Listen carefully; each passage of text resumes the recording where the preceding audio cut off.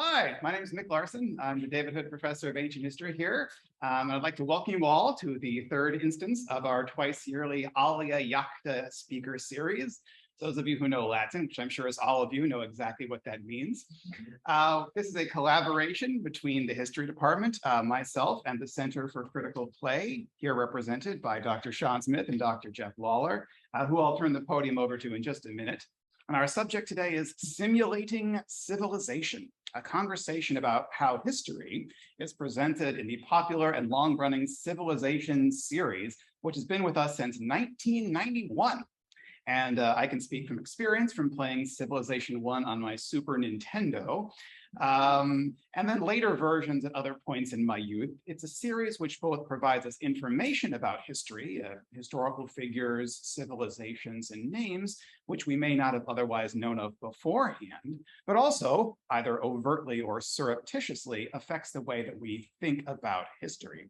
Now, our first speaker, Madeleine St. is a doctoral student in history at the University of California, Riverside, where her main area of study is the 5th century AD Roman bishop and author Sidonius Apollinaris, and she has presented at the International Medieval Congress, as well as our local Friends of Ancient History conference, where I've met her. She currently works as an enrollment instructor at Denver Public Schools and teaches history classes to the Community College of Denver. And today she'll be presenting on mechanics of empire in civilization. And our second speaker, Dr. Kat Manning, received her PhD in English at the University of Michigan, and her interaction with the games industry started in the field of interactive fiction. And she has written for, among other things, Pathologic and Where the Water Tastes Like Wine in 2018. From there, she moved to Riot Games, working as a senior narrative writer for the League of Legends franchise, I believe, and became a narrative lead at Firaxis Games, which creates the Civilization series early in 2022. And today she'll be presenting on verisimilitude and Greekness across the Civilization series. But I'd like to turn the podium over to Senator. No, you want to start with our first speaker? Yeah. Jeff, you're in charge. I have to go ahead. Yeah, go for it. Then without further ado, I'll turn the floor over to Madeleine St. Thank you very much. Thank you all for having me. I'm so sorry I couldn't be there in person. I was really looking forward to this, but unfortunately my husband got COVID. And so in like an abundance of caution, I stayed home. I'm actually fine, which is the ironic thing. But thank y'all so much. And I apologize. I kind of pitched this at like a more general audience, but I'm happy to know that all of you know Latin. So that's exciting. All right. So without further ado, if there's one thing empires do, it's fall. The Soviet Union was only recognized as an empire after its dissolution. In fact, empires are supposedly obsolete polities, forms of governance that died off in the 1960s. And yet, empires remain a compelling site of inquiry, both historically and in our contemporary post-colonial world. We still debate if the Western Roman Empire truly fell in 476 CE, or if the dissolution of that polity represents a process of transformation and continuity. The United States proudly announced her own empire at the beginning of the 20th century. And while many of those territories are still under American power and authority, you'd be hard-pressed to find citizens who celebrate America's territorial dominance in the same way they did in 1898. Despite its name, the Civilization series is fundamentally a game about empire. And yet, why should we care about how a niche type of media, that is video games, present the people, structures, and polities of the past? Well, I would like to argue that Civilization and other similar historical games, such as Age of Empires, Crusader Kings, and Assassin's Creed, represent a site of public knowledge production, and one relatively unmediated by the Academy at that. Allow me to provide a personal anecdote to show what I mean. Several years ago, I was trying to come up with a username for a new popular multiplayer game. My usual nickname was unavailable. At the time, I was reading a lot of Tacitus as I was studying for my Latin language exam. Because the game was oriented around fighting, I decided to name myself Boudica. The most common spelling of the name was unavailable, so I turned to some lesser used variants and settled at the one that you see here on the bottom. Now, one of my friends asked me what my name meant as a gentle precursor to informing me that I had misspelled bodacious. When I explained the origin of my name, my friend was momentarily confused because he recognized the name, but not the spelling. For my own part, I was shocked that he even knew about Boudica in the first place. And it turns out he learned it from playing the Civilization series. To his dismay, I happily launched into a mini lecture about how the Anglicization of foreign names can take any number of spellings. But the fact remains, someone whom I wouldn't consider necessarily interested in history was still passively learning about it through his own media consumption. And so it behooves us as historians to examine how the past is represented to non-specialists in the public sphere. Today, I will be examining the ways in which the Civilization series' most recent iteration presents historical meta-narratives of empire, chiefly around the idea of decline and fall. Through its game mechanics, Civ 6 presents a narrative of empire from a hyper-elite perspective, focused chiefly on governance, loyalty, and the production of historical moments. There is a sound historical basis for the game's choice of mechanics around decline and fall. And while the franchise occasionally makes framing choices that might give a scholar pause, these choices help inform us about how the public understands, digests, and replicates historical ideas and meta-narratives. As was just mentioned, Civilization the series was initially released in 1991 by game designer Sidney Meyer in partnership with board game designer Bruce Shelley. In combining his clear historical interest with video game design, Sid Meier ushered in the Civilization series, and this inspired a new generation of turn-based strategy games, and addicting ones at that. The genre is called 4X, and it takes its name from a concept developed in 1993 by game designer Alan Emmerich. The overall strategy of the game can be summarized as being 4 points. We have explore, expand, exploit, and exterminate. And while this may not sound appealing if you've never played a game like Civ before, trust me, I have risked being late for work several times itching to play just one more turn of the game, and that was just this week. When you play a game of Civilization, you play as a political leader of great renown. Examples include Queen Elizabeth I, Moctezuma, Julius Caesar, Gandhi, among many, many others. You compete with other leaders for resources, territory, and power by pursuing technologies, negotiating treaties and trade agreements, and by building units, monuments, districts, and systems. Ostensibly, the point of every game in the Civilization series is to grow and nurture the most advanced civilizations through the mechanics of empire. The conflation of empire and civilization is unsurprising given the Western background of the series. In the 19th century, Western empires were not just opportunities for territorial expansion and the extraction of wealth. They were also viewed as moral undertakings. The development of places and polities, inhabited primarily by people of color, was considered the burden of the culturally, religiously, and politically superior white men of the West, as you can see here in this 19th century political cartoon. This entanglement of expansion with cultural and ideological responsibilities by imperial agents is precisely what we find embedded into the foundation of the Civilization series. Civilization 1's win conditions were twofold: either conquer all other civilizations in the game, or win the space race by being the first civilization to reach the star system of Alpha Centauri. As the series has progressed, the developers added additional win conditions that replicate various types of power and authority: cultural or religious hegemony, the accumulation of wealth, and even the exercise of diplomacy. While the domination victory is the most overtly imperial, all other win conditions are still vitally connected with the development and maintenance of a global hegemony in terms of culture, religion, economics, and science. However, all of that is much easier said than done. If a win condition is an objective or series of objectives, which the player needs to satisfy to win a game, the game mechanics limit the scope of player action. These arbitrary limitations take tasks and turn them into games. For example, basketball and golf are both fundamentally games that require the player to place a ball in a hole. However, the limitations placed on ball size, scope of playing field, and how the player can manipulate or move the ball has created two wildly different games. In terms of civilization, the limitations that the series has chosen force the players to make increasingly complex choices about their path to victory. Some civilizations have bonuses towards certain win conditions from the outset. In Civ 6, for example, Poland has bonuses towards faith, while Gaul's bonuses are geared towards culture, making it easier to satisfy either religious or cultural win conditions, respectively. Win conditions are also affected by the landscape of the game. Maps are randomly generated, so resources and topography appear in different configurations in each playthrough. Without ready access to military resources like iron or oil within your empire's territory, the chances of satisfying the domination win conditions drop considerably and may compel the player to look elsewhere for victory. Civilization VI's first expansion, aptly titled Rise and Fall, introduced game mechanics which seek to further complicate the player's choices, all oriented around empire.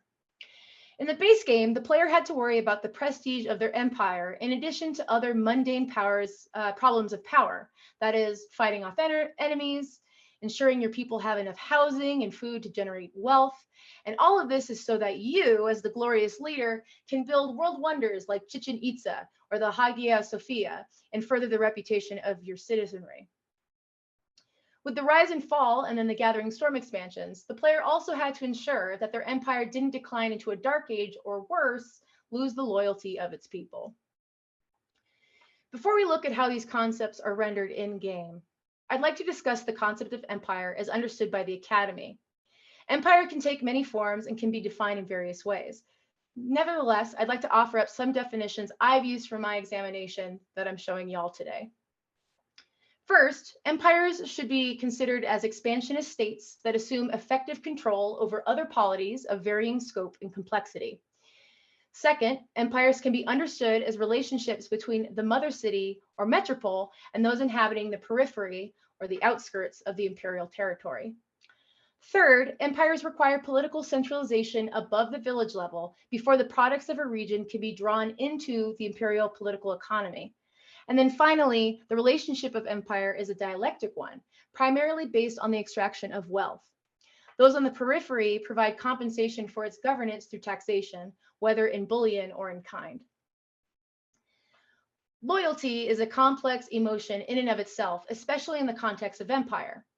Strictly speaking, however, most people living within an empire would have limited engagement with the imperial bureaucracy. They would, of course, notice the taxation, and they'd notice the military, especially if they're on the far edges of the territory. But for the most part, the loyalty of an imperial populace was driven by the provincial elite.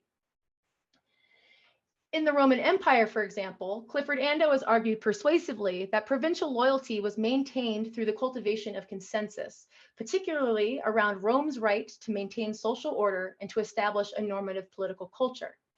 Local elites are then required to legitimate imperial governance. And while these elites were constrained by the imperial power structure that was placed upon them, they were also rewarded by that same structure if they assimilated. However, winning over local elites is not part of the game. When Civ 6 speaks of loyalty, the game refers specifically to the citizens inhabiting your civilization who act as the workers, builders, settlers, and military units of your empire. Their loyalty is ensured, for the most part, by keeping them happy. And you do this by providing housing, providing food, providing amenities like amphitheaters and then later water parks, and staying out of prolonged wars. There are myriad ways for the player to provide these requirements, including the appointment of a governor to a city. Now, imperial governors were the chief representative of the metropole at the periphery, where they functioned as tax collectors and the judiciary.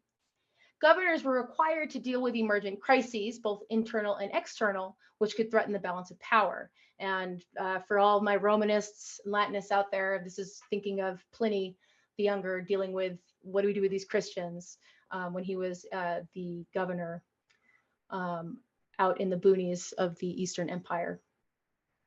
However, governors did not necessarily look at their offices as chances to work in the interests of their subjects. The office of imperial governor often led to new, loftier avenues of power.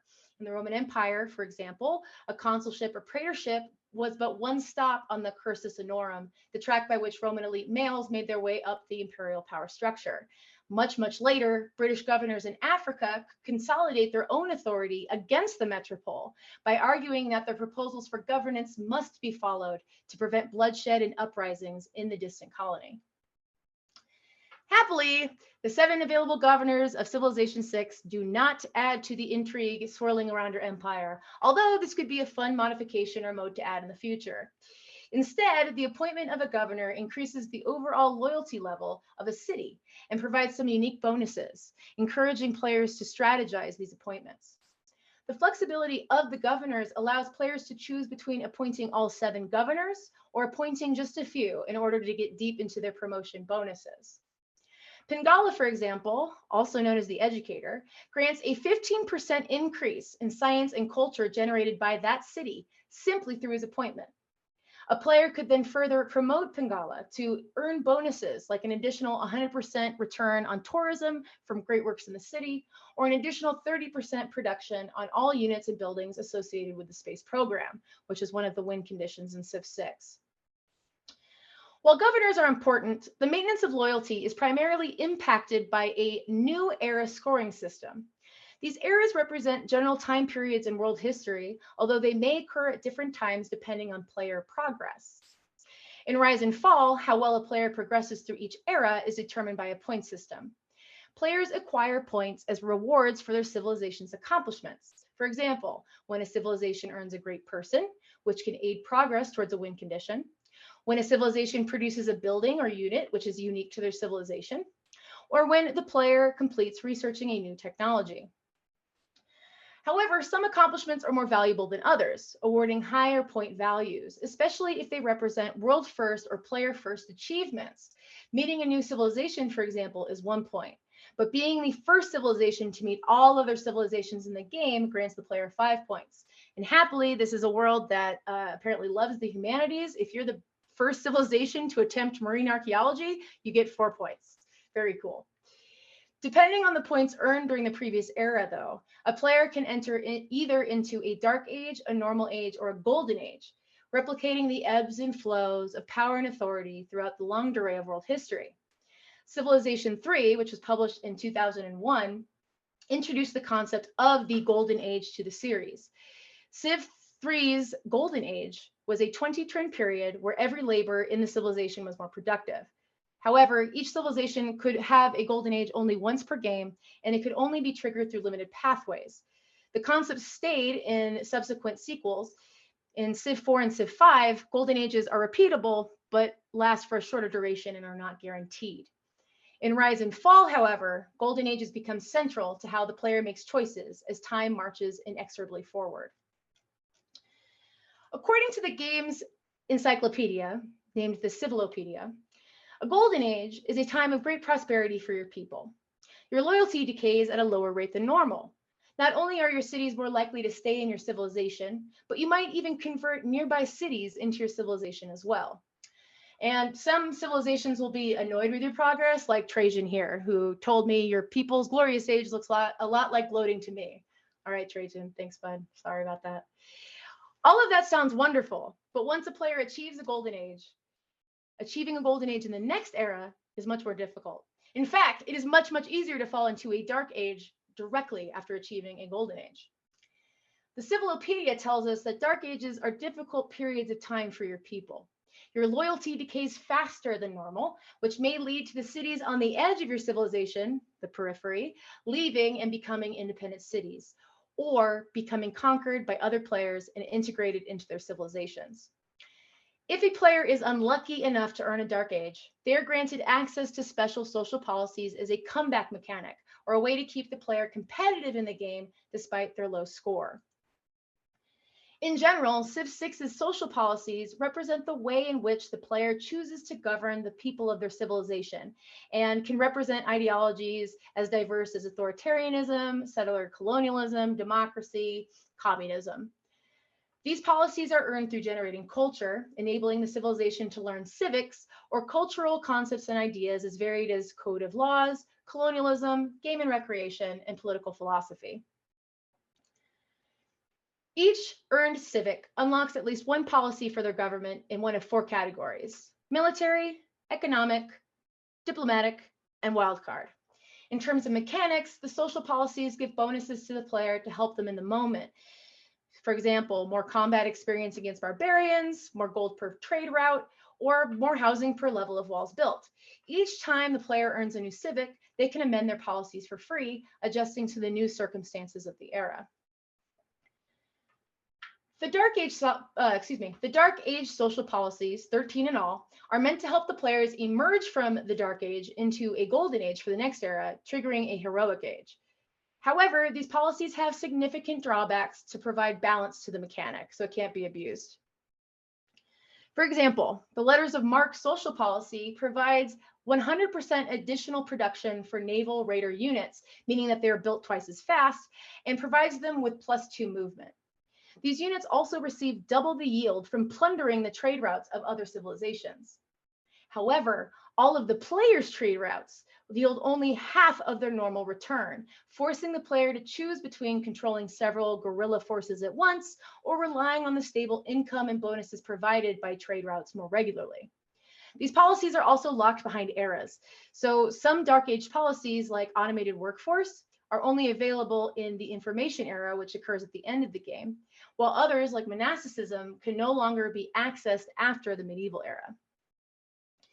Now, I am a person who studies the Western Roman Empire in the 5th century. And so when I first started playing Civ 6, I was particularly interested in this Dark Age policy of monasticism. If a player chooses this policy, they receive an additional 75% of science generated in cities with a holy site.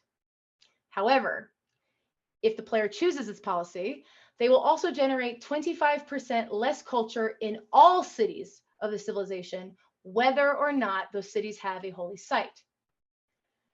The provided historical context in the Civilopedia states that monks, cloistered apart from the secular world, have sometimes served to preserve knowledge that might otherwise have been lost during a period of social strife.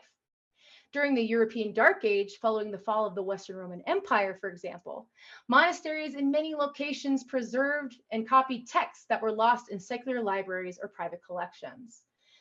So the knowledge production of monastic communities provides the basis for the bonus to science generation, but it is not immediately clear why culture would suffer based on this description.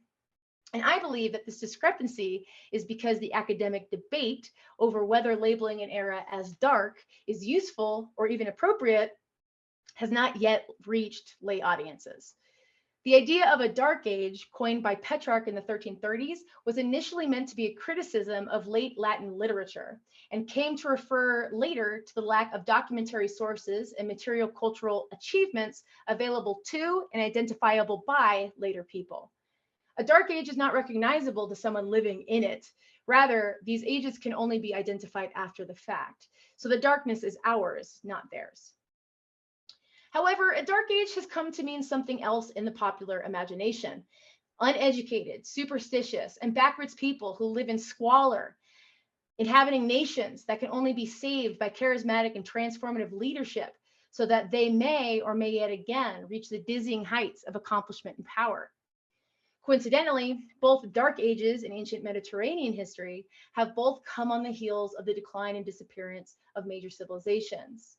The Minoans and the Mycenaeans before the Greek Dark Ages of the early Iron Age, and then the Western Roman Empire after its supplantation by various successor kingdoms in the 5th century.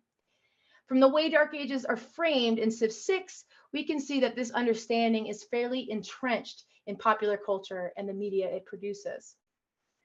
I want to note here that creating game mechanics out of historical events or concepts is very, very difficult. Historical events and concepts have to be flattened so that not only are they easily intelligible to a game's audience, but can be reliably used in a game's mechanical flow. Unfortunately, this process also eliminates all the complexity that makes history so compelling for study. That said, many of the Dark Age policies in Civ 6 appear to reflect a Western, if not outright American bias.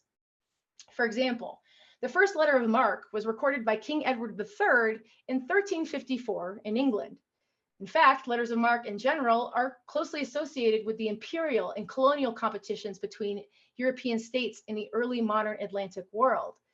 And yet the historical context provided by the game is somewhat anachronistic, linking the letters of marque instead to the War of 1812. Other choices around Dark Age policies reflect these Western biases. Collectivism, available in the modern era, provides bonuses to food, housing, and productivity. The Civilopedia describes this political philosophy as the polar opposite to individualism, which is perhaps one of the most foundational political concepts in the United States.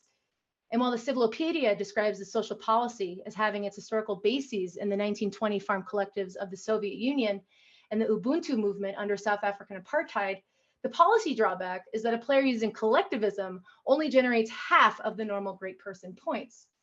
This Dark Age policy, thus, can arguably constitute a statement that a great person and their accomplishments come slower to those who eschew individualism in favor of collectivism. It's also hard for me to see letters of marque as representing a dark age, either in terms of the academic understanding of lack of documentary evidence, or the understanding that a dark age is backwardsness, as it is in popular imagination. If anything, the use of letters of marque by the English government allowed them to compete with the Spanish Empire in a creative, albeit underhanded way. Indeed, some of these policies don't strike me as dark in either of its connotations, but raise questions as to how to identify when a civilization has reached a low point. This isn't an ancient example, but I feel it's pretty indicative of this. Flower power, a reference to the counterculture movement of the 1960s and 1970s, becomes available as a dark age social policy during the atomic era. This policy gives bonuses to tourism in civilizations not at war through concert performances.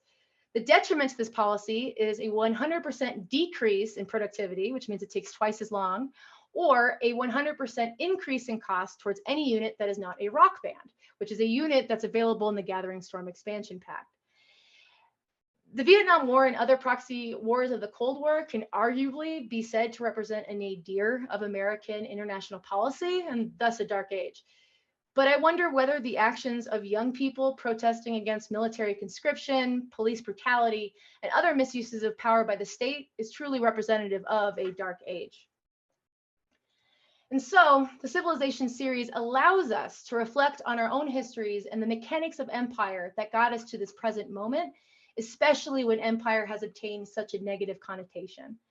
In delving into the mechanics of empire, Civilization 6 represents an intersection of historical inquiry and popular presentation. While some of the overt representations of the meta-narrative surrounding empire and concepts of decline and fall have yet to catch up to contemporary scholarly consensus, the developers should be applauded for even attempting to render such complex relationships and concepts into a game. I know that I and hundreds of thousands, if not millions of others, will look forward to how Firaxis seeks to elucidate the complexities of human existence through this frame of world history in future sequels. For empire still surely exists, even if we prefer to call them nation states today. Thank you. Hi, I'm Kat Manning. I've been a narrative designer in the industry for some years now, as Dr. Larson pointed out. I've been everywhere from working on indie projects to working at Riot Games. Currently, yes, I am a narrative lead at Firaxis, but today I'm here not in that role, just as me, an academic with a background in history, a love of strategy games, and an obsession with how mechanics tell a story. So today I'll be talking about verisimilitude in the Civilization series. Verisimilitude is a really interesting measure because it's about what seems or appears as real to an audience. Slides, 1 second. There we go. Slide. Verisimilitude. Yep. What appears as real versus rather than what's actually accurate or really representative. And we all sort of have this distractibility. It's easy to pick up on what feels accurate more than what is accurate. We see this in what's called the Tiffany problem, as coined by Joe Walton, which is something that befalls historical fiction writers. Tiffany is actually a really common girl's name in the Middle Ages. It comes from Theophany, or the Feast of the Epiphany, and gets shortened to Tiffany. But it sounds modern enough to us that to contemporary readers' ears, that if you throw it into historical fiction, it's going to jar them. So verisimilitude requires a kind of consistency between reality and then audience expectations, and that's not the same as accuracy. Accuracy is impossible in any simulation game. A designer always has to choose what aspects of the world to model in depth and what to elide. And those decisions, even if they stem from the knock-on effects of like a really, really broad overarching principle, like find the fun, are really interesting to unpack. Yeah, I'm not interested in measuring Civ or Europa Universalis 4 or Rome Total War or any other historical strategy game against, a contemporary standard of accuracy and assigning a Metacritic score based on how well it fulfills that. But I am really interested in verisimilitude. What stories the engine of Civ is able to tell, and how it balances this desire to see traces of a historical past, whether that historical past is from our world or from that of the simulations world within its sandbox approach. So to do that, I want to dive into an excavation of the history of Greece. Excavating Greece's history in the Civ games is only marginally easier than actually tracing the various relationships between the city-states. Civilization, the franchise, is, as we said, over 30 years old, and so to ask, how does the Civilization series present Greece, itself requires an examination of its own archaeological layers.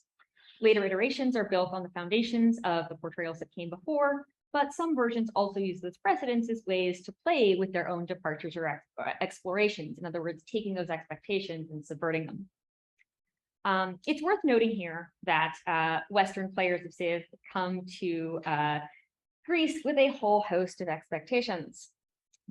We tell a number of stories about the Greeks, about philosophy, democracy, and the arts. Very often, we're actually telling stories about the Romans telling stories about the Greeks, which is a famous Roman pastime we'll return to by the end of the talk. But these tellings and retellings are filtered through contemporary mores and expectations, spot some of the pop culture references. Athenian Greece was democratic, at least in the classical sense, for less than 2 centuries. But we praise it for that while eliding, the despotic rule of Alexander or some of the inequalities that the city-states had. The Greece that we think of in contemporary culture often is synonymous with Athens and the birth of democracy. But this Greece lasts for under a century, spans a relatively small area, even when one counts the rest of the Delian League, which I feel like the rest of the Delian League would sort of be upset about. And even as a democracy, excludes a majority of its population, including free women and all enslaved people. But this version of Greece isn't the only representation of Greek civilization a Western audience may be familiar with. Are we talking about the brief but brilliant career of Alexander, the Hellenistic empires that succeeded him, Heraclean Athens at the height of its influence, the defeated but still culturally productive city-states after the Peloponnesian War, the imagined ideal city of Plato's Republic, in contrast to the real Athens he was critiquing, the age of myth and legend and the Mycenaean civilizations that likely inspired them, the Roman cultural products labeled as Greek to absorb some of the cultural cachet they were desperate to imitate, the Byzantines. Yeah, so all of these aspects influenced our cultural understanding of classical Greece, and so they all had to go into Civ, which, because of how it works as a game, had to represent all of these very disparate sources as the product of one single contiguous civilization. So, how does Civ deal with Greece? In early versions of Civilization, Greece is similarly simplified to its own easily comprehensible version, and those boundaries that I've just mentioned are pretty significantly blurred. In Civs 1 through 5, Greece is mostly, more or less, led by Alexander the Great, the Macedonian general, tutored by an Athenian philosopher who conquered the known world, or at least all the parts that the Greeks considered civilized, and established a pan-Hellenic empire. I could argue that some of the major contradictions in early Civ games' depiction of Greece is an attempt to simulate a simplified version of this syncretic pan-Hellenism that Alexander sought to construct. But this mechanically necessary simplification leads to a fascinatingly contradictory Greece. In Civ 3, Alexander's Greece's preferred government type is democracy, the form of government that he did away with in 338 BC. And the shunned type is despotism, which to me feels a little ironic considering that he centralized military power so efficiently on his person that when upon his death, his military command fell apart, the empire fell apart without his military command. Yeah, so all depictions of history are incomplete, as we know, but what we focus on indicates what our priorities are. These versions of Greece in the early stages suggest at least a tacit acceptance of Alexander's idea of a consolidated pan-Hellenism, as though the inciting factor to a unified version of this otherwise very fragmented Greece would be his military conquest and leadership. This version takes Alexander's assertions at face value and frames the expansion of a singular military mind as the necessary catalyst. In Civ 3, the systemic strengths the game assigned to Greece were scientific and commercial, as I believe you can see right there. Yep, good. And the victory conditions those harmonized well with included space race and cultural victories. So a strategy of conquest was viable for human players, if not the AI, but it was clearly not, an Alexander the Great victory simulator. Instead, we get a much more Roman perception of the Greeks, the founders and guardians of high culture and the vanguard of scientific discoveries. But civilization has always been interested in myth-making and storytelling. It doesn't always disambiguate between historical record and mythology, and it isn't really always interested in doing so. We see this deliberate blurring in Civilization 2, which has default male and default female leaders. Alongside Alexander, reprising his role yet again, we have Hippolyta, queen of the Amazons in Greek myth. I could point out any number of aspects that are, shall we say, historically inaccurate about this, starting with the fact that the Greeks never considered the mythological Amazons Greek. They were barbaroi. But to a modern audience, when we think of the Amazons, we associate them with the culture who conjured them up as their excitingly strange antithesis, whose narrative role was mostly to be conquered by the Greeks. So this version of Greece with its kitchen sink approach includes the greatest hits of associations with classical Greece, regardless of their actual relationship with the city-states comprising Greece. So on the one hand, there is a player expectation that everything we think of as recognizably ancient Greek be included.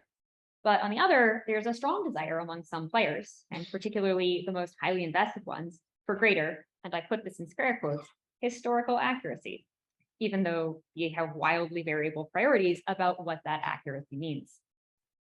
This also remains true in any history simulator game. Crusader Kings is much more historically specific than Civ, but if you look through the mods, like 50% of them are basically, more historical accuracy.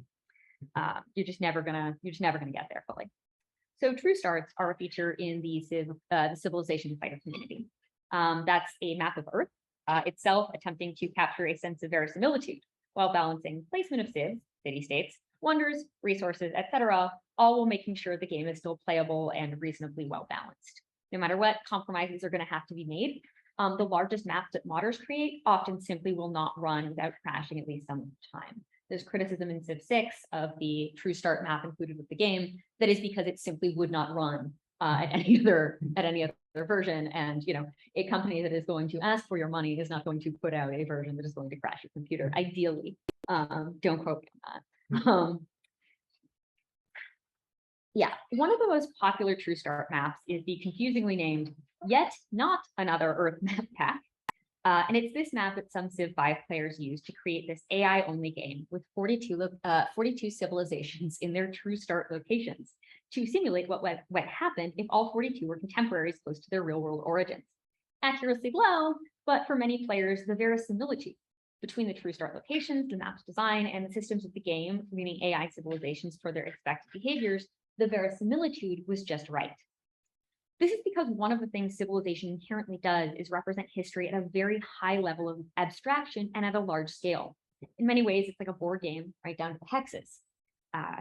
Its mechanics are generalized and conventionalized, as earlier mentioned, so that players can understand them and pick up on them and use them. They aren't crafted to represent the highly specific dynamics of a particular era or place. England in Civ has to behave like we imagine an abstract England to behave, not the England of the 1640s, in which the relationship between the king, the aristocracy, the tenant farmers, and all of the subjects were all extremely contentious and very much in flux. Each civilization game is a series of systems, and the systems that represent a plausible version of classical Athens has to be able to represent Renaissance Italy, or Meiji Japan, or 21st century Britain, or in later games in Civ 6, a zombie plague battle royale, which probably felt a lot less historical when they launched it in 2019. But this abstraction, while it elides the differences between Doric and Aeolic Greek dialects when you unlock writing, is also a strength. High abstraction means lots of gaps for the players to fill in imaginatively, and decreased friction if something doesn't line up right. If I unlock drama before finishing an Odeon while playing Greece, there's a satisfying moment of verisimilitude. Similarly, if I don't, the game isn't going to give me a bunch of pop-ups of Greek citizens complaining because they would like to offload their excess gold to become a choreogus, but I haven't created an outlet for that yet.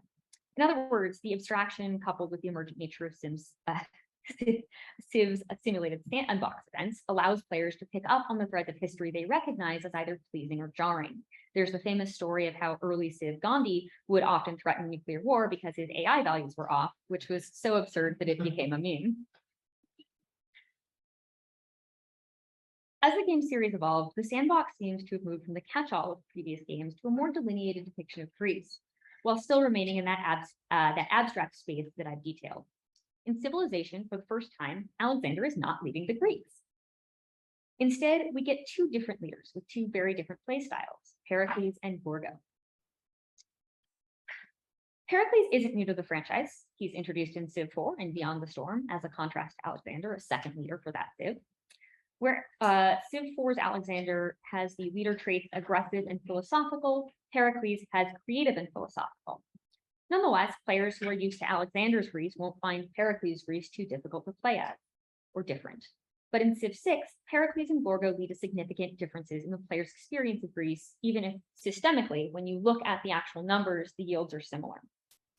In Civ 6, every civilization gets a unique ability that gives bonuses to the game's systems, incentivizing the players to leverage that style for success. Greece's is that they get an extra policy regardless of their government type, which allows them to mix and match their bonuses in production of resources much more flexibly. Mechanically, this is a satisfying depiction for the classical Greek openness to both the benevolent tyrant and the democratic process. We aren't locked into one form of historically accurate Greek government and discouraged from another equally accurate form. This plays really well with Pericles' golden age of Athenian democracy, and also with Gorgo as leader of an autocratic oligarchy of ephors and kings. Pericles' leader ability, however, is what synthesizes a very clear version of Greece as a golden age of Athens. Along with the Acropolis district, which produces extra envoys and extra culture, Pericles gains culture for every city-state he's the suzerain of, i.e. an outside individual who has at least some control of an otherwise autonomous state. This, coupled with Greece's bonuses to culture with the Acropolis, incentivizes players to become friendly, or at least allied with, as many city-states as possible, and gives them an edge in doing so, while serving as the greater power for that, just as a more stable golden age of Athens was needed to thrive. We're now imagining Greece not as an Alexandrian empire, but as a more stable, less coercive version of the Delian League. And that's interesting not just historically, but mechanically. That's a much more specific playstyle niche than conquering like a bunch of other leaders can, but with just a little culture bonus this time. Gorgo, as the more military-focused interpretation of Greece, leverages cultural production in a different way, where Pericles' ability synthesizes with Acropolis districts to produce envoys, which then are deployed to produce more culture. Gorgo generates culture by destroying enemy units in battle. However, Greece's wildcard ability still synthesizes well with her playstyle, as that extra slot can be used to continually strengthen military units, which in turn will boost their cultural yields. If you read this as this version of Greece is just the Spartans, that doesn't make a lot of historical sense. The Spartans were famously culturally insular and didn't have a ton of time for arts and philosophy. But it does make more sense as a reading of Greece that posits Greece's cultural output is deeply tied to, let's call it, its penchant for fucking around and finding out, militarily speaking. So both of our leaders generate culture, but the systemic levers they're designed to pull provide very different play experiences. And these play experiences coincide well with how the popular imagination views each version of classical Greece. Sparta as the warlike militarized state that does not need infrastructure to support the production of its culture, and Athens as the militarily vulnerable but diplomatically influential power broker of the mid-5th century. This differentiation, this choosing which path of Greece a player wants to engage in, provides a kind of verisimilitude. Player isn't asked to play Greece as both cultural powerhouse and an Alexander-style military hyper-expansionist.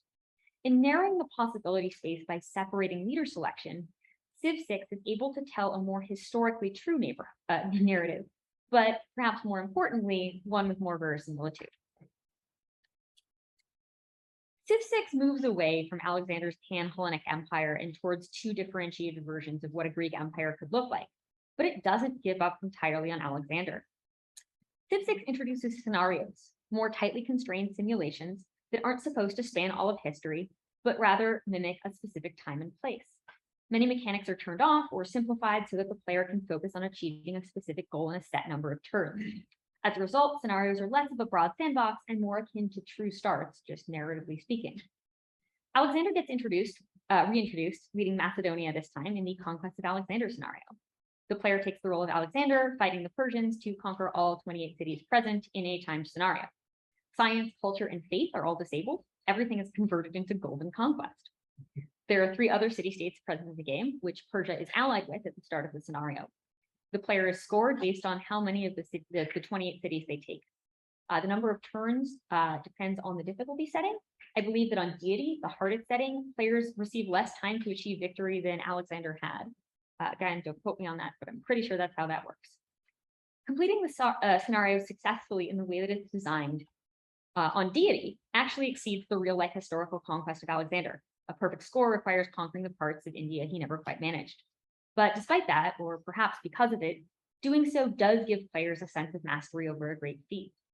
There was actually initially some concern over the difficulty of the scenario on deity. The team was required to have at least someone on our team be able to beat it on deity to ship its original design. So yeah, somebody at the studio who could beat it on deity to ship its original design without having to nerf it. So Ed Beach, Civ 6's design lead, put that challenge out to the team. The first to succeed, who proved it could be done, was QA, Albert Briggs, which led him to earn the moniker Albert Xander the Great. But comparing one's own victories to Alexander's is a well-known pastime, especially for our Romans. There's a famous story that Caesar wept comparing himself to Alexander because Alexander at the same age had already achieved so much more. Roman generals would debate whether Alexander could achieve their victories or vice versa. So this form of superimposition, this imagining oneself in the position of a great figure, is very old. It's only that civilization offers the tools to think about these scenarios in simulated form. These arguments have never been about accuracy. Hannibal Barca was not concerned with whether or not he could push Alexander's conquest into the Middle East when he compared himself to Alexander. He was concerned with crushing Rome. But they do offer a way of measuring our realities against others and situating ourselves in an imagination that's more about feeling connected to a historical past than actually reliving it. Thank you to Madeleine and Kat. Those are great presentations. At this time, we have a bunch of time left, and I think I heard people chatting earlier, but have some questions. I'm sure Mick, Sean, and I might have some, but we'd like to open it up to the audience for any questions that they might have concerning the discussion of Civ, ancient history, intersection of games. So feel free to raise your hand if you'd like to. No? No, Just a stretch, just a stretch. Yeah, if you want to. I always like when students do this, they like put their hand Yeah. here and then you're like, are you raising your hand? You're like, no. Or yeah, just a stretch, right? We'll start if you, yes.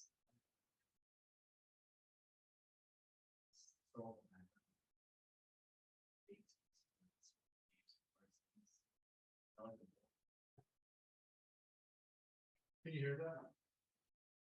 Was that for, no, if it was for me, I definitely did not hear that. I'm sorry. I think that, can you hear me?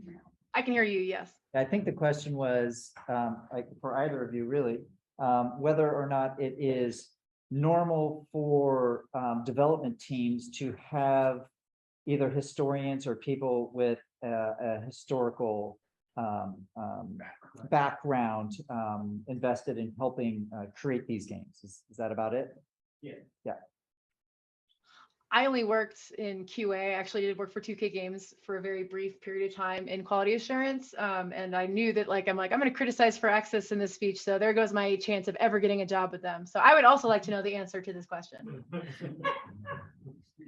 Oh boy, this is going to be slightly hard. But yeah, no, again, not speaking in sort of any particular role. Firaxis does have at least, one dedicated historian on the Civ on the team for at least some of the later civilization expansion packs, I do believe. So yeah, they do, and they've always, nope, don't want to say that. My impression is that recently they have consulted or spoken to historians. Again, my impression, yeah, not speaking for the studio, but yeah, there is that back. There, I don't, oh, go ahead. no, go ahead.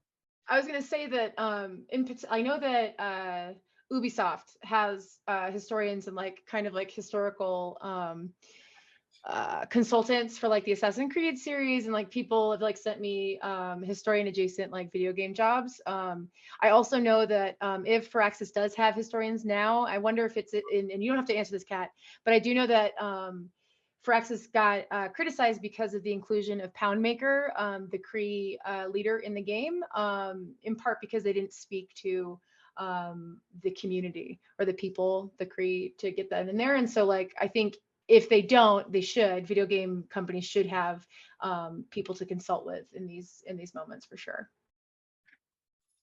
I mean, there are consulting groups who consult for TV, film, and games who have historians on them, and game companies do go to those consulting agencies. They might not hire them directly, but independent contractors and others. And I was also curious too. I didn't know, but I heard that you also worked on Where Water Tastes Like Wine. Yes, And I mentioned that because we have had Jonathan Norhagen speak here, and Sean and I actually were at a conference with him years ago. And I remember asking him, like, or maybe Sean did, how he did his research. And he didn't name me. No, because I was on vignettes.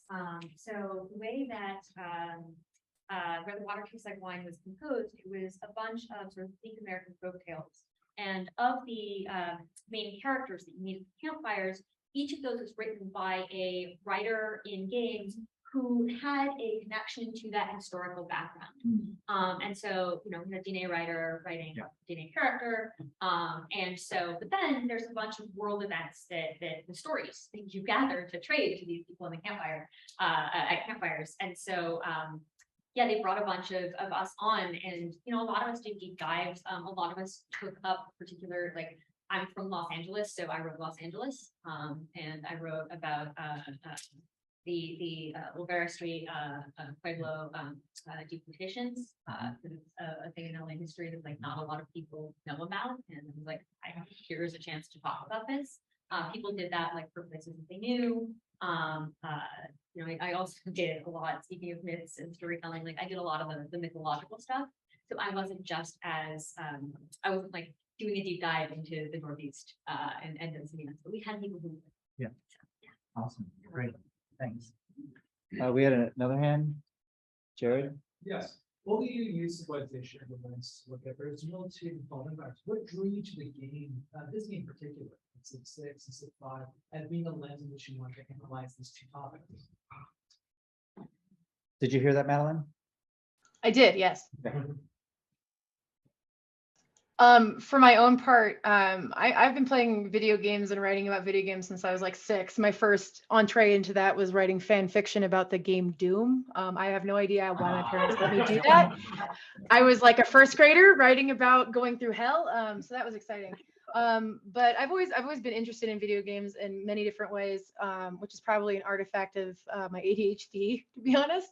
I actually met my husband through Twitch. Like, this is something that is like a deeply, yes, I did. I met him. He used to stream.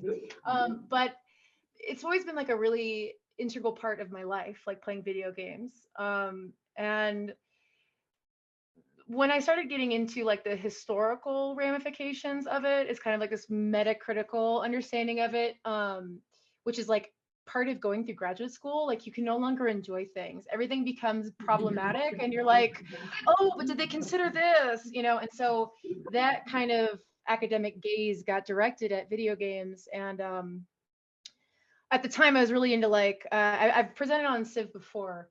In fact, I'm actually giving a paper on Hades in like 3 weeks at Pamela at UCLA. But I'm interested in the ways in which people learn information from games, right? Like, everything I know about the British aristocracy is from romance novels. And so I was like, surely there has to be like another way that people are learning about this without going to school, without reading academic books, right? And so I'm really interested in that because as I alluded to in my talk, like, there is a huge distance between what scholars are producing and talking about and doing, and kind of like where everyone else is at. And now that I teach in a K-12 system, I'm a high school world history teacher, and I teach community college as well.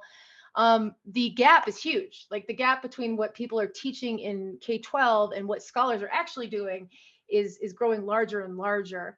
And so I find myself compelled to kind of look at these moments of instruction that are not presented as instruction, right? So that's how I got into it, if that answers your question.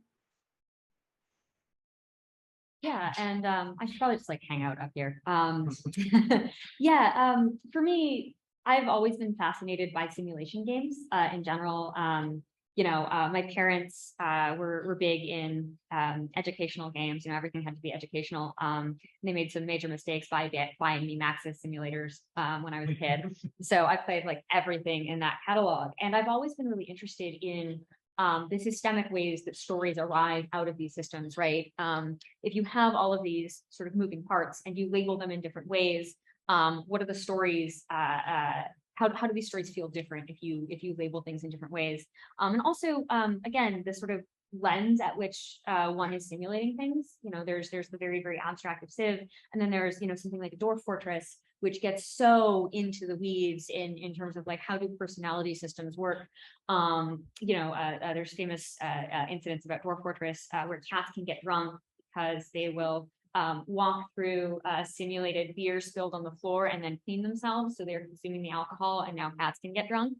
And like that is a level of simulation that is deeply, deeply interesting, but then doesn't scale up in the way that many video games, like something like The Sims or a Civ would. And so I'm really interested in where that sweet spot is in what can be a satisfyingly delivered experience in terms of a simulation game that allows you to feel present and having some agency as a player without being completely overwhelmed by information. So I've always been like fascinated by what good simulation feels like, and also like how much modeling is too much modeling. And Civ has always felt like a game where I'm never like, oh, I need there to be more, and then an expansion comes out and I'm like, how did I live without this?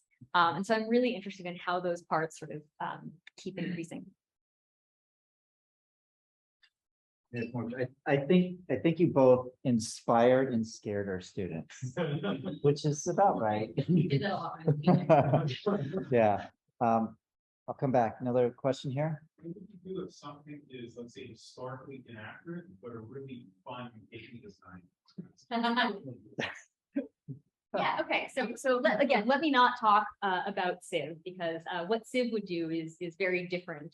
Well, I shouldn't say it's very different. They get to do whatever they're going to do. For me, if I'm sort of playing into this, something historically inaccurate but fun, I think my question is, what is the overall player experience that I'm trying to create? Is it fun? Is it learning? Is it absorption in this? I cut out a part of my talk because I was like, oh, it's going to be way too long.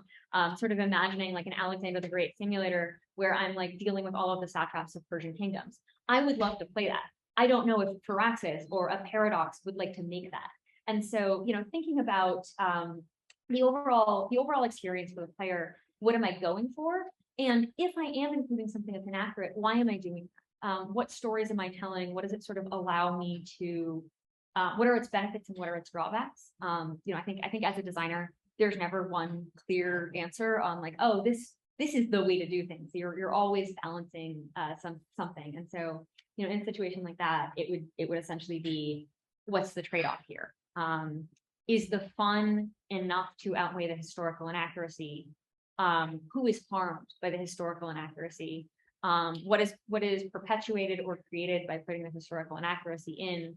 And or what space do we open up for historical accuracy? I'm gonna talk about The Sims for just a second, if you don't mind. I believe it's SimCity, the SimCity version in 2013, which I'm forgetting the exact title of because they have a million versions and a million titles.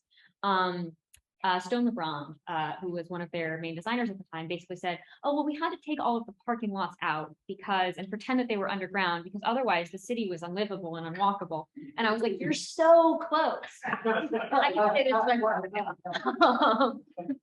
but yeah. Or they created Los Angeles, Well, exactly that. And so the question is like, well, the parking lots are accurate, but they're not fun. And it's like, okay, well, what does the inaccuracy say or lack of inaccuracy? Like if you would put those in, you know, you don't have a game that's fun, but maybe you get a ton of more people who are now going into local infrastructure. And so, yeah, figuring out what your possibility space is that you're opening up with that mechanic, and also thinking about like, okay, is there something that's more historically accurate that I don't have yet? Is there game space coverage? Mark Rosewater talks about the depth of a design possibility space, and you know, are you diving into the depths and plumbing it, or are you sort of going broad? And sometimes a mechanic that isn't one that you've thought of can open up that space even more. So that's my extremely long answer. Do you want to add? Are you good, Madeleine? Or- I mean, yes, like I think, you know, especially I don't necessarily create video games. I'm just deeply interested in them. And it's really funny because one of my best friends in life is Byron Miller, who's now at Riot Games. And I asked them, I was like, hey, so when you're making a game, like what comes first? And they said, oh, the literal first thing we ever do when we're developing a game is how does the player feel? How do we want the player to feel? So that pretty much matches up everything that Dr. Manning was saying. I will say that when I encounter historical inaccuracies, it's more about thinking like how those contribute to the story. So like, how many of y'all have played Hades? Sick. Okay. If you haven't played Hades, go play Hades. That is a way better use of your time than going to graduate school. Okay. So don't go to graduate school, go play Hades. Sorry to anybody who's a graduate student. Yeah, definitely don't do that. But like in Hades, you know, I was experiencing it, and where it didn't quite, I mean, like in Zagreus is made up, right? Like he comes from a fragmentary history that we have, and is probably some sort of like precursor to Dionysus. But they created an entirely new character, and had all these relationships. That was just so cool as like someone who loves Greek mythology and kind of, you know, the world building around that. And it's a retelling of the Persephone or Kore myth. It's not it's not like accurate telling, it's a retelling. And so it's what do they do with those things that don't square with accuracy or how the stories are told? What sort of nuance does that bring in, and how does that make us think about the story in a new context or in a new way? The Hades game, no spoilers, but I think that it allows characters in that story to have agency in a way that they didn't have agency in maybe the original stories it was told by Hesiod or Cicero. So I think that these retellings, when they're not accurate, we have to ask why, right? I mean, the real thing is like when we talk about Persephone being snatched, like rapio, that's rape, right? That's what that is. And it's like there's an element of sexual violence in that. So like, how do we tell that without making that, which probably was the reality, like the forefront, right? So how do we retell things to maybe make them more palatable or more digestible, or like how do these retellings and inaccuracies kind of contribute to the overall like narrative experience?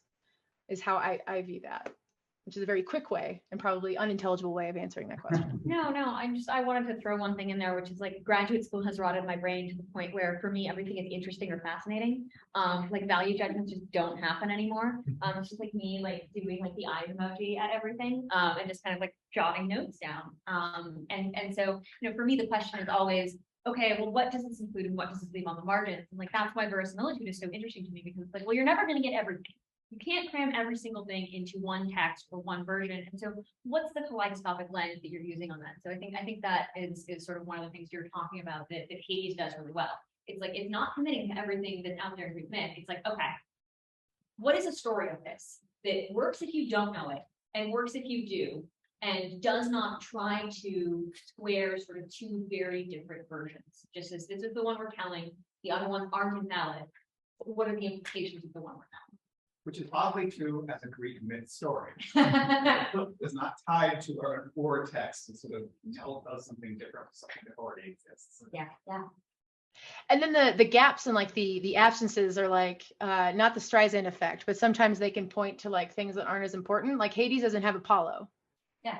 It has Artemis, but it doesn't have Apollo. So I'm like, is Supergiant gonna hit us with some DLC? Like, are we gonna get like the Apollo expansion pack to Hades? Like, where does that fit in, right?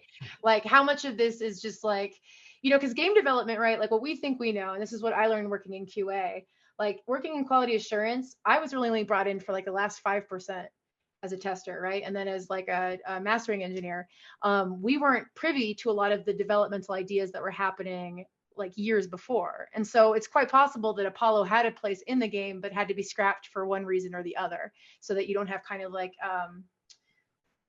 what is it called? Creep So great. production? Yes, that you don't have that, and you can have like a concise, like cogent game. Yeah, and I think that makes a lot of sense. I think, sort of one other thing that I would say to that is like, games are really interesting and offer one particular thing, which is, again, I'm not, I read a lot, but one of the things that games does by allowing a player to sort of take actions, it almost sort of incentivizes you to be able to see what the gaps are, because you are literally moving. I'm not talking about, necessarily like 3D camera motion, but like you are moving through a possibility space with agency, and therefore you are more aware of what those gaps are than you might be in a movie or a film or a sort of more linear media. And as a result, you may choose to, if you're super interested in something, go chase it down. So I don't know, one of the reasons I think games are great.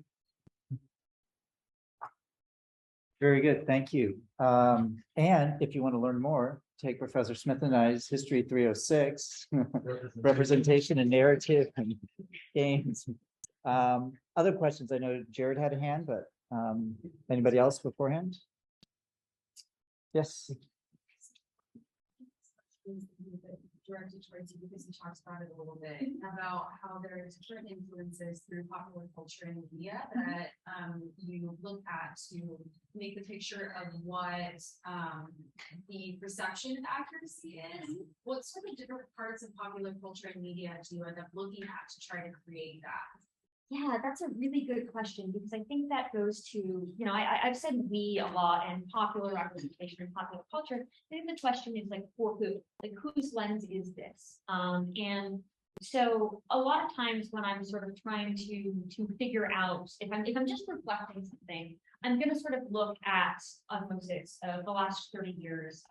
What are people like? What is sort of high up in the media chain? I'm not going to reach toward something like the ancillary justice theories. If I'm looking at, okay, what's in people's brains about, post-humanism, I'm going to look at altered carbon, what's on Netflix, what's on television. And then once I sort of have that baseline of like, okay, what do I think is the highest level of saturation? I'm going to sort of start moving deeper.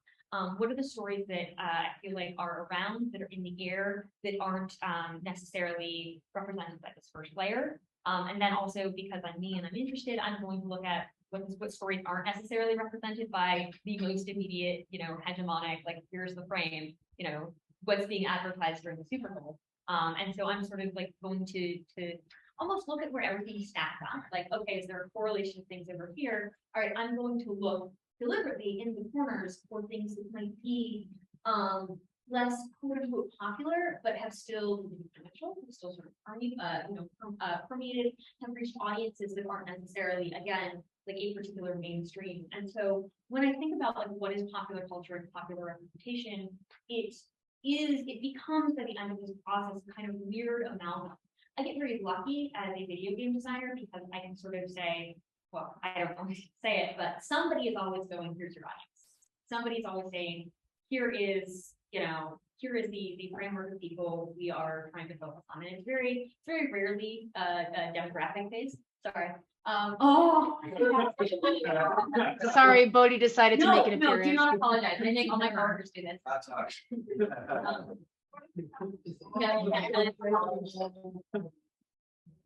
Yes, perfect. That is delightful. Your audience is now. Sorry, I didn't mean to derail you, Kat. I was like super interested in it, and Bodhi came up and was like, meh. So I had to pick it up. This is how I am as a person, so it works. But so an audience is always going to be, defined, and that's not necessarily demographically. That's like, okay, what other games do you play? What other media do you play? What are the other things you're interested in?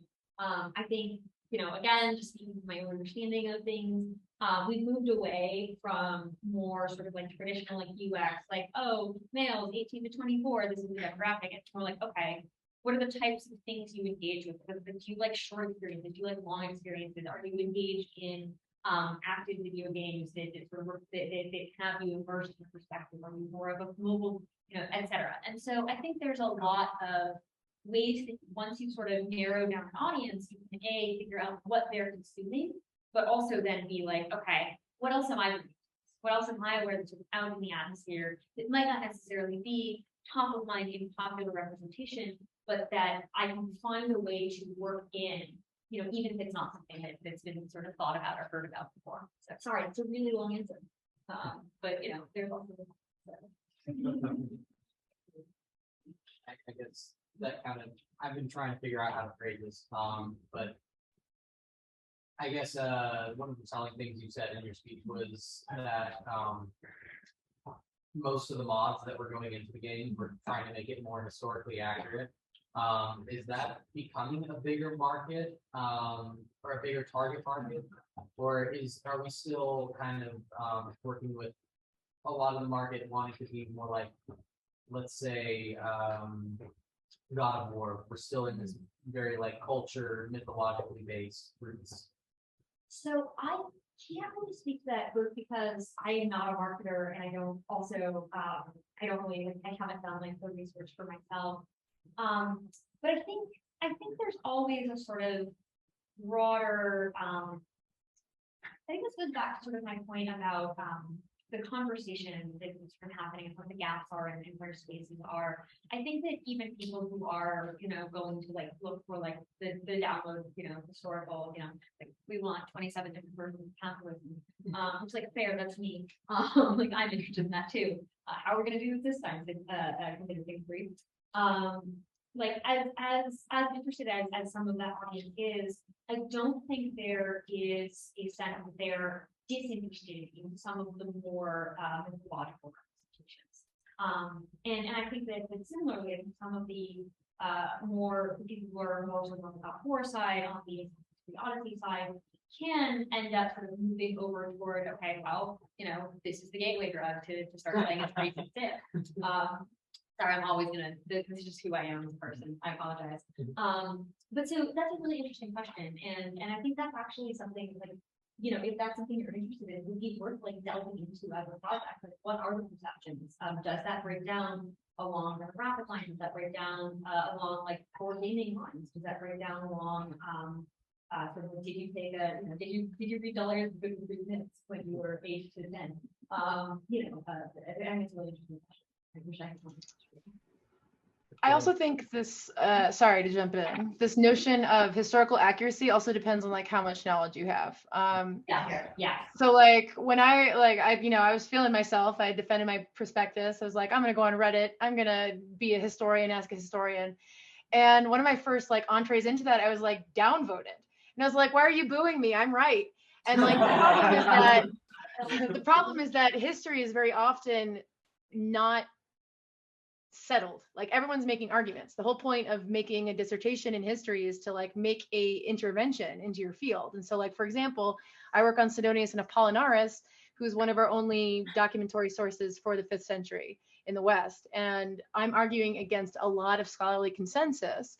And so what we think is accurate and what we think is true changes all the time. Like a member of my committee over at UCR, Denver Graninger, is telling me that his first book got destroyed in reviews because something came out while he was preparing it for production or publication that completely ruined his argument, right? And so like things that are considered to be accurate changes all the time. My criticism of civilization in particular is more that it's more from a Western civilization standpoint, which makes sense because Western Civ is a course that was taught in universities and is still taught in universities. We're only still coming around now to world history that looks at things differently, right? Like, if we think of great civilizations, they're from the lens of Western viewers. What would it mean to do like an African-centric civilization? Like, how would that change it, right? And so I think a lot of times the idea of historical accuracy really depends on like the amount of knowledge you have and like what field you're in. And what's available to you. So I think that, Kat is absolutely correct. We want to feel that we know what's happening as opposed to being confronted with something that's historically accurate, but maybe more alien to like what we believe is quote unquote true with a big T. Yeah, So, and yeah. I want to pick up on that for a second, because I think that's a really good point. I think the framing also depends when people are going into a game. If the game is being presented as this is historically accurate, like when Crusader Kings 3 came out, I was like, I'm prepared to get mad about how you're doing early Christian heretics. And I was mostly fine. I'm like, I was a little annoyed that they'd done their research. Like, all right, fine, makes sense. But so, if something is saying, we're doing the deep dive, I'm like, all right, let's fucking go.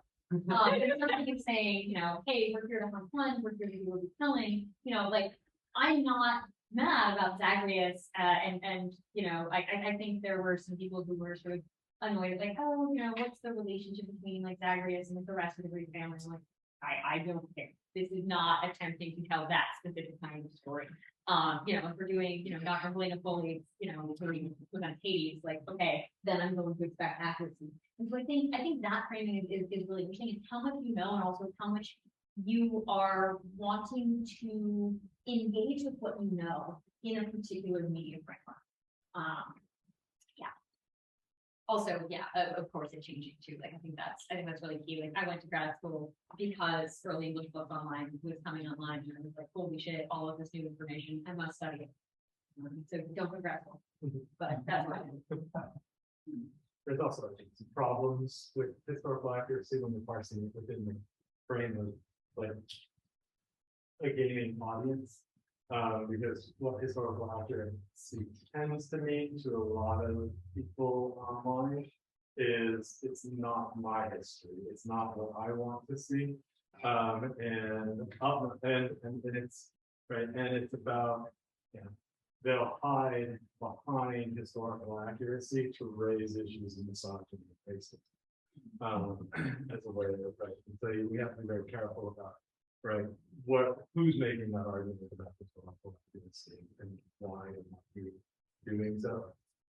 Especially some more heavily sim style games, military sim games, they're really awful at that. Which is why I like there are some similitude notions that Dr. Morning has brought in, right? Because that leaves room for interpretation and the use of player prior knowledge in some ways, so that they're playing in historical space that makes representative sense for them, and might be then influence to go deeper into that topic because of questions that come out of that challenge that the interpretation that they're bringing to that place.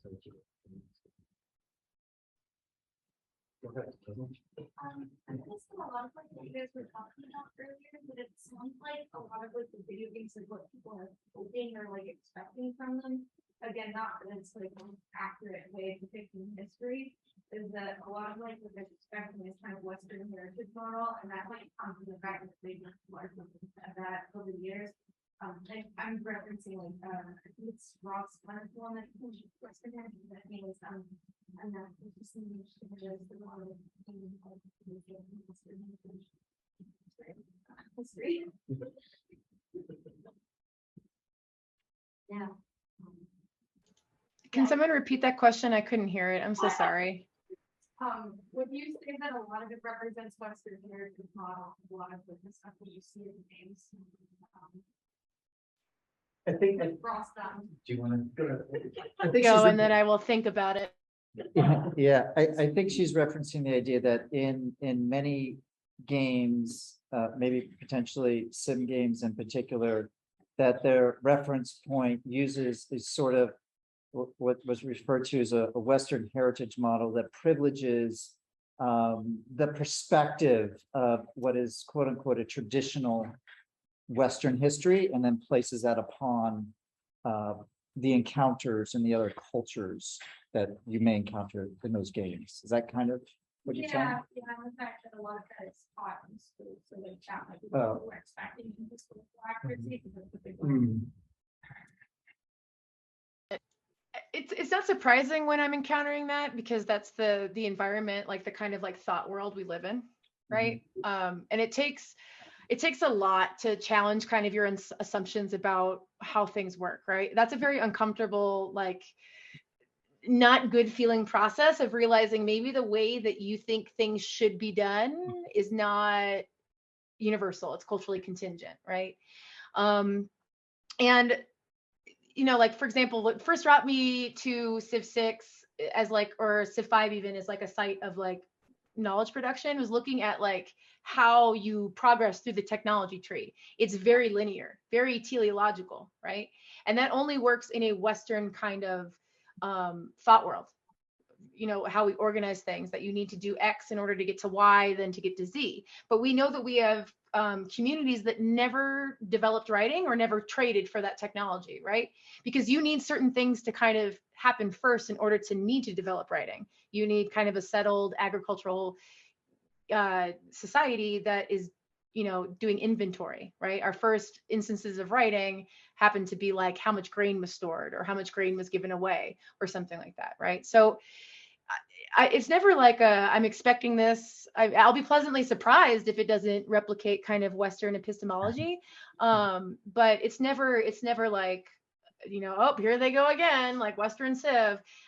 It's more just like, yes, of course, that makes sense, right? Like the whole reason that most people base their understanding of Greekness and Greek ancient life on Athens is just because a preponderance of evidence comes from digs on Athens or studying the literature that's produced by Athens or like other big polis during that time period, right? We don't know maybe what life was like for people living in lesser known city states in the Peloponnese. Unless we really get the permits, right, to go do the digs or do the site surveys or whatever it is to start challenging this kind of Athens-centric viewpoint. There's a book that I was going to reference about it, but I can't find it, unfortunately. But like I guess that's my interpretation of that. It's very hard to get away from, and like what I've been thinking about a lot is how these kind of Western narratives affect people that are not from the West. And like how we represent how things happen in world history without centering the West or making like a Eurocentric argument for progress, right? And so that, you know, the teleology inherent in Civ is because of how the game mechanic has to work with the simulation. It's kind of constrained by that, but it also reflects a kind of dominant narrative about how progress works through time as well. And so I think like there's definitely a way to do it without it being linear, but I have no idea how I would make that intelligible to like Unity. I wouldn't want that job. That's the job for someone way smarter than me. I can just sit here, you know, in my office and critique things and not actually have to like be productive. Yeah, I think the one thing I'd sort of add to that, which is both, it's not exactly an answer to that or to the question, but I think it's, you know, still might be useful, is as we see developers who have different perspectives and different backgrounds enter the industry, we see them making games that center their own lived experience. I'm thinking of, I believe it's Where Rivers Were Trails, which is sort of a reimagining of Oregon Trail from an indigenous perspective. It plays very different than Oregon Trail, as it must to be that. I'm either forgetting the name of the project or I'm forgetting if it's been announced. And I don't want to make any mistakes, but there's a studio called Twin Drums, which I know Riot's invested in, that is producing an Afrocentric fantasy game. You know, looks really cool.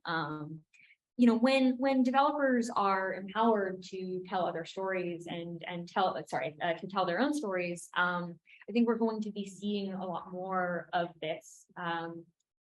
Because there is a market for it, there is an appetite for it. And again, you know, not to say like, oh, the invisible hand of the marketplace should rule all the stories that we're allowed to see.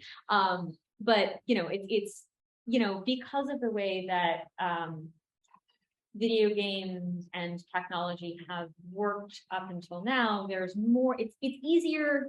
It's more easy now than ever to make a video game, which does not mean it's easy. But because it is easier and there are more gates opening for people to make their own games and get funding for those games and sort of you know, put them on Steam, on itch.io, and sort of become part of a larger conversation, I think we're going to be seeing more games that tell stories in mechanically different ways, right? That aren't just sort of an overlay over an old system. So I think that's at least, you know, something to look forward to, even if it hasn't happened as much as we'd like to see it yet. So. Yeah, I think the point of having the diverse developers and experiences, and I just forgot her name, who worked on Where River Were Trails. She's on another project right now. And we had Dr. Ashley Bird here last semester.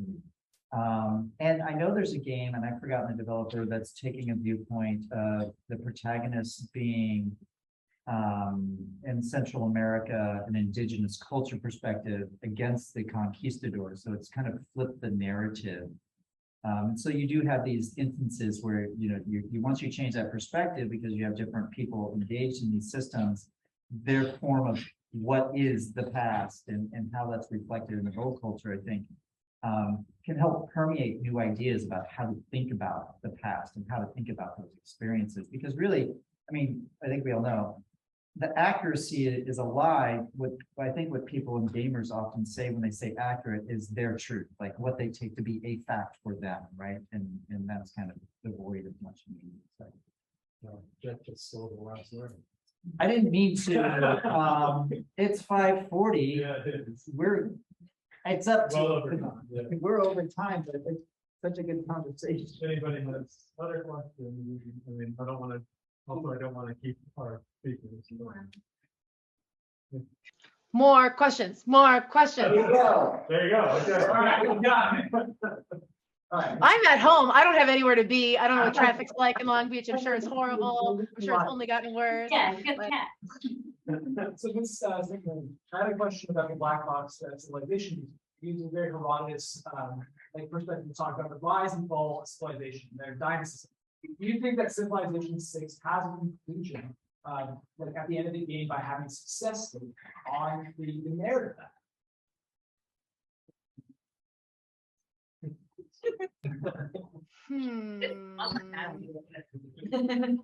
This feels like a trap. I'm not gonna lie to you. It's okay. Just spring on. It's interesting because the kind of ending of a Civ 6 game is like very almost anticlimactic, considering like how, like I was telling you earlier before the talk started, I'm in the midst of trying to do my baby's first ever religious victory, which is very nerve-wracking for me because I don't like angering anybody. And so like to convert everyone else to my religion is of course going to piss people off. And so I'm like, I'm sorry, I have to convert your city. But once it happens, it's like, congratulations. And there's like a little cinematic and you get to see your timeline. You get to see where you place on your kind of like the rankings. Inexplicably, Dan Quayle is last, which I think is great. Imagine a time when it was disqualifying to not know how to spell potato. I yearn for these times. Anyway, if y'all don't know who Dan Quayle is, that's okay. I just aged myself. But in any event, I don't know. I don't have a good answer to that because like this idea of rise and fall, like anytime something falls, it's going to rise again. That's the idea, right? Like, I mean, so many people wanted the Roman Empire to come back that we have so many people that said they were the new Roman Empire. So many people said they're the new Roman Empire, right? And like even the British, who probably wouldn't say we're the new Roman Empire, we're trying to be the new Roman Empire. And so just kind of inherent in this idea of empire is like this idea of rise and fall and rebirth. And I used to be very into those debates because I studied the 5th century. And now I'm just kind of like, who cares? Like, like the people that cared were the agents of empire. Everybody else, like what, 95% of the populace would be like, yeah, okay, who am I paying taxes to now? Oh, that guy? Okay, cool. All right. Can they protect me if like bandits come? Oh, they can? Okay, cool. Like that's what they cared about. And so a lot of times like these ideas of rise and fall really come from like a top-down perspective. And so, yeah, I think on one hand, I think it's a great way to try and get this sort of like more movement in Civ, right? Like, because all of a sudden I'm like, I have to get this era score. What am I looking for? Okay, I'm converting people. I'm clicking that one. I have to go convert people now. It kind of helps me focus on like a strategy, whereas before I was very diffuse. I wanted to do all the things. And so it narrows my focus as a player. But in terms of like historical quote unquote accuracy, like I don't like it's a way to think about the past, certainly, but it's not the only way. And it's not even a way that's like necessarily interesting to me as a scholar anymore, I guess. I probably didn't answer your question. I'm sorry. You said not at all. They did not. No, Okay. no. Well, my question is more like, because of real isolation, like you're saying, have this rival aspect of it that is, it doesn't have an ending, but civilization has a definitive term count ending. There are victory scores, there's things that's like, this is it. Right. Like, my question is a little more like, what do you think is the same about that? Through this game mechanics, it's mixing of this new aspect of the black box, what you're trying to say about civilizations.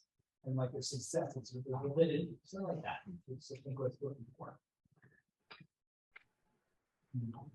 I don't know that I can answer that, actually. And that's like the worst thing to do, and it's something I've had to embrace as like an adult and like a scholar, is like, I don't know. I mean, I think there are races, right? Like there's races and civilizations. Like I've been teaching a lot of US history this past year, and the space race, America lost every single step of the space race until it came to the moon. We were first to the moon, and we're like, we're done. We did it. We won the space race. So, you know, these kind of like arbitrary endpoints, like I think that's what they are. They're just kind of like in any narrative, right? You have a beginning, middle, and an end. And what you choose to make those goalposts really says a lot about what you're interested in. Scholars of antiquity, we don't really have a choice. We have to know all of the history, like 2,000 years. Like I know about early Iron Age Greece, and I also know about the 6th century, right? And I know pretty much a lot of things in between in Mediterranean history. If you're a 19th century British historian, you get to say the long 19th century and put your benchmarks in certain places. So it's like it's very arbitrary. Like, okay, you get cultural hegemony over every civilization.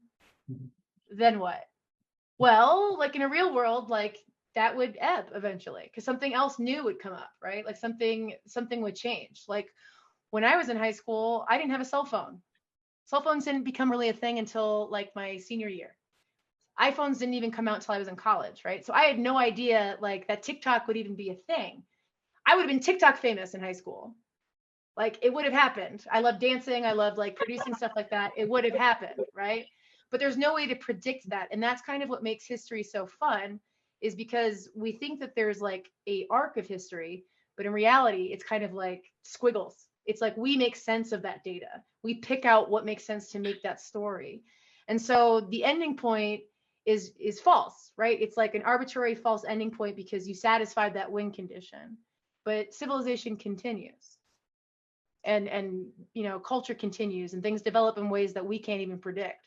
Like in 2019, I was pretty certain that the United States was going to get into a war with Iran. And then the pandemic happened and everything changed in ways that I wouldn't have even been able to like, you know, articulate or imagine. And so I think that, you know, the nice thing about Civ 6 and the Civilization series is things do end. You do get to be victorious, or you do lose to someone, but then you can try it again. Reality is like much, much more messy. And so it's hard to like apply any lesson from that to the world that we live in. And I probably didn't answer your question again. So I'm sorry. Yeah, great answer. I'm just going to stop talking. There's no wrong answer here. Here, I'll show you my chair as well. We there? Sounds good to me. Yeah. A good point to end on. Yeah, let's thank our speaker. Yeah. Thank you so much. I'm sorry I couldn't be there. Thank you, everybody, for coming. Thank you for the speakers. Thank you for staying. I know we are way over time. Another great event. Please do. Always look for our events. They're this good or better. No.